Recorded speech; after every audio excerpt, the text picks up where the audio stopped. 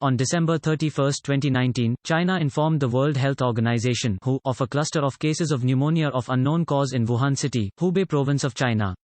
A few patients in Wuhan had been suffering from respiratory illnesses such as pneumonia since December 8, 2019. The Chinese public health officials began carrying out environmental assessments at the wholesale market, trying to identify the microbe causing the outbreak. Also read: in China, people are fighting a virus outbreak by watching disaster movie, The Flu. In China, people are fighting a virus outbreak by watching disaster movie, The Flu. The virus belongs in the same family of coronaviruses as severe acute respiratory syndrome (SARS), which killed nearly 800 people globally during a 2002-03 outbreak that also started in China. Its symptoms include fever and fatigue, accompanied by dry cough and difficulty in breathing, which are similar to many other respiratory diseases and pose complications for screening efforts. As of January 22, 2029, people have died and the number of people infected has risen to 440. Besides China, cases have been confirmed in South Korea, Thailand, Japan and US.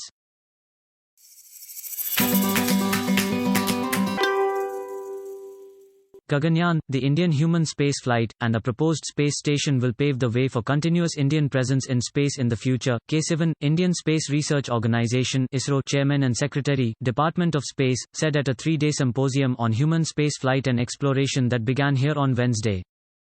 It was also an opportunity to build a framework for long-term global partnerships that would benefit society in many ways, he noted. Gaganyaan was not just ISRO's project but a true national effort that had roped in multiple laboratories, disciplines, industries and departments. New science will emerge from Gaganyaan and enhance our capabilities, he said. One is, the International Space Station put up by multiple countries may not be enough. Regional ecosystems will be needed and Gaganyaan will focus on regional needs, food, water and energy security. Gaganyaan and ISRO's human space program would complement all other programs. From employment to security, food, energy and so on, most countries have similar goals, and these partnerships can help meet those goals. Benefits from possible spin-offs are aplenty, he said. About the challenging 2022 target, Dr. Sivan said ISRO already has a working launcher, proven systems for re-entry and capsule recovery, crew escape system and others. The missing systems, namely Human Life Science and Support System, are being developed now. K. Vijay Raghavan, Principal Scientific Advisor to the Government of India, referred to the challenges of climate change that warranted coordinated global efforts. Space collaborations, he said, had shown the world how to tackle such international issues. In spite of numerous astronaut missions to space and back, many more studies were needed to understand life sciences, he said. Organized by ISRO, the International Astronautical Association and the Aeronautical Society of India, the gathering of global space experts will deliberate challenges and emerging trends of human space travel.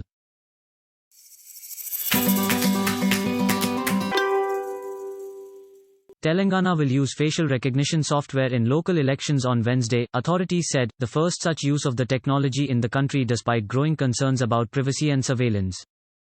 Facial recognition software will be used to verify voters in 10 polling stations in the Medchai Malkajgiri district to reduce impersonation cases, the Telangana State Election Commission said in an online notification late last week. The privacy of voters will be protected, and their photographs will not be stored or used for any other purpose, according to the order. A negative result will not be grounds to deny voting rights to anyone, it said. Facial recognition is not foolproof, and in this instance, misidentification can lead to disenfranchisement, which impinges on a core democratic right to vote, said Ramanjeet Singh Cheema, Asia Policy Director at digital rights advocacy Access Now. It is unclear what legal framework it is being used under, and how the data will be secured and used, he said.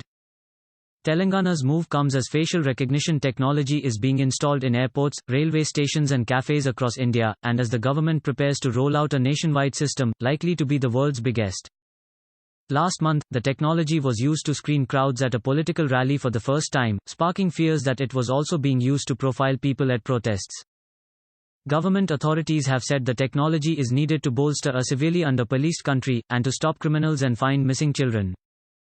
Supreme Court, in a landmark ruling in 2017 on the National Biometric Identity Card Program, said individual privacy is a fundamental right. Yet the ruling has not held back the rollout of facial recognition technology, according to digital rights activists who say its use is problematic without a data protection law. The Personal Data Protection Bill, introduced in Parliament last month, empowers the government to ask a company to hand over anonymized personal data and other non-personal data. In Telangana, the technology is vital for tackling fraudulent voting, and voters will not have the option to opt out, said M. Ashok Kumar, Secretary of the State's Election Commission. There are problems with using just voter identification cards for verification. This is an additional step to curb impersonation, he told the Thomson Reuters Foundation. We think it will be an effective tool, and that it can be deployed more widely after this trial, he said. India is not the only country to use facial recognition in elections. Afghanistan used it in presidential polls last year, a move that women's rights activists said deterred many female voters from participating. Elsewhere, backlash against the technology is growing. San Francisco and Auckland in the United States have banned its use, while the European Union is considering a similar move in public areas for up to 5 years.